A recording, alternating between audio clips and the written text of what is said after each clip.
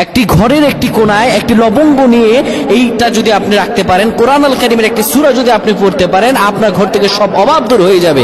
আমি কি বলে দিব সেই জায়গাটা কোথায়?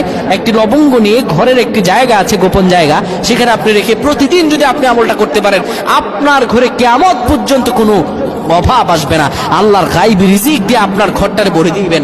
আল্লাহ তাআলা আপনার ঘরের ভিতরে বরকত রহমত বর্ষণ করে দিবেন। সুবহানাল্লাহ। প্রিয় ভাইরা আমার, আপনি যদি আমলটি করতে পারেন, আমলটি করার নিয়ম কি আমি বলে দিচ্ছি।